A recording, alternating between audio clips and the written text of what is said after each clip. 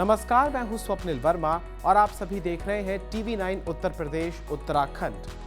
किसी की प्रतिभा उसकी उम्र की मोहताज नहीं होती। जरूरत होती है तो सिर्फ जुनून की, जज्बे की, उत्साह, उमंग और कठोर परिश्रम की, जिसके परिणाम स्वरूप सफलता कदम चूमती है। ऐसी एक कहानी सुनाने के लिए हम आपको आज लेकर चलते हैं तीर्थ नगरी वाराणसी, जहां एक 16 साल के लड़के ने अपने काम से सभी को हैरान कर दिया है। दरअसल आकाश में मौजूद चांद, सितारों और ग्रहों की खोज का जुनून इस कदर इस लड़के पर सवार था कि 16 साल के वेदांत पांडे ने एक दुर्लभ धूमकेतु की तस्वीर खींची है। खास बात यह है कि वेदांत ने टेलीस्कोप में अडॉप्टर की मदद से मोबाइल को जोड़कर तस्वीरें निकाली हैं। इस धूमकेतु को ग्रीन कॉमेट कहा जा रहा है।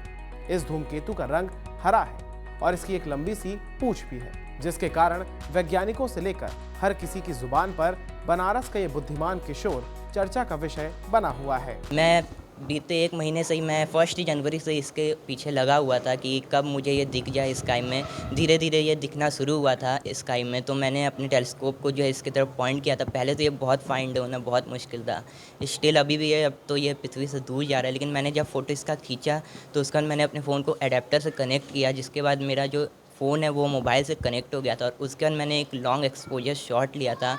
तब मुझे ये फ़ोटो जाके सुबह के समय 4 बज रहा था उस समय, और बहुत तेज़ हवाएं थी। उस समय मुझे ये फ़ोटो मिला था। तारीख कौन सी थी? तारीख थी 28 जनवरी 2023। अब आपको वेदांत के बारे में कुछ अहम जानकारियां बताते हैं। वेदांत की उम्र महज 16 बरस की है। वो वाराणसी के ग्लोरियस पब्लिक स्कूल में पढ़ाई करता है। वेदांत के पिता जितेंद्र बिजनेसमैन हैं। हालांकि पिछले साल ही वेदांत की माताजी का निधन हो गया था। वेदांत की 2 बहनें भी हैं। वेदांत ने बताया कि उनके बचपन से ही खगोल में इंटरेस्ट था। एस्ट्रोनॉट बनने के सपने के साथ ही नासा की वेबसाइट से वो जानकारियां भी लेते रहते हैं। ये मैं दिल्ली में खुद नहीं गया था, मेरे एक भैया हैं घर के पास ही रहते हैं, उनसे मैंने इसको ऑर्डर करवा दिया था, क्योंकि यहाँ से वहाँ जाना मेरे लिए अभी बहुत वो था 1 साल पहले। तो मैंने उनको जो है बोला कि मैंने अपना पैसा उनको दे दिया था कि आप जाइए और आप लेके आ जाइएगा मेरे लिए दिल्ली से टेलीस्कोप। तो वो वहाँ गए और ये टेलीस्कोप अरेंज करके वो यहाँ पे मेरे लिए वाराणसी लेके आए थे। लेकर के आए तो आप संतुष्ट थे? बहुत मैं खुश हुआ था। उनको भी मैं बहुत पहले से ही जानता हूँ, तो वो भी हमेशा मेरे हर काम में मेरा साथ दिया करते हैं।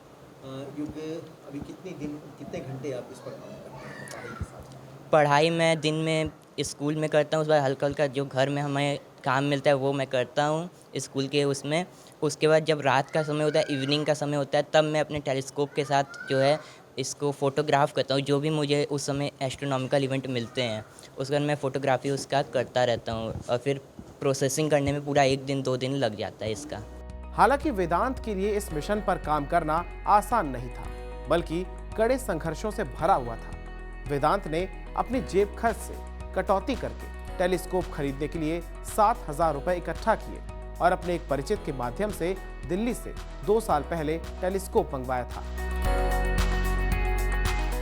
10वीं में पढ़ने वाले वेदांत ने बताया कि धूमकेतु को फोन की स्क्रीन पर दिखाना आसान नहीं था। इस फोटो के लिए उसने टेलीस्कोप लेकर करीब 4 घंटे तक वो छत पर खड़ा रहा।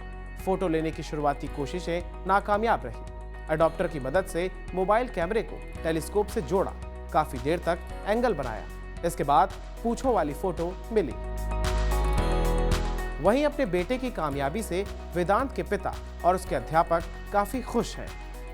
इस कामयाबी में सबसे बड़ा योगदान खुद इस बच्चे का और इसके पिताजी का है।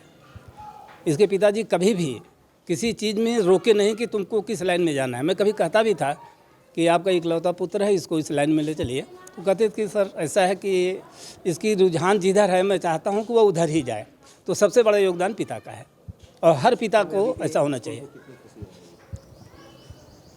जितनी खुशी माता पिता को नहीं होगी, शायद उससे अधिक खुशी स्कूल के बच्चों को, टीचर्स को और अन्य अभिभावकों को जो भी सुने उनको है कि काश मेरा भी बच्चा वहाँ तक पहुँच पाता। मुश्किल इस दौर में कुछ भी नहीं है, फिर भी लोग अपने इरादे तोड़ देते हैं। अगर सच्चे दिल से हो चाहत कुछ पाने की, तो रास्ते के पत्थर भी अपनी जगह छोड़ देते हैं। धन्यवाद।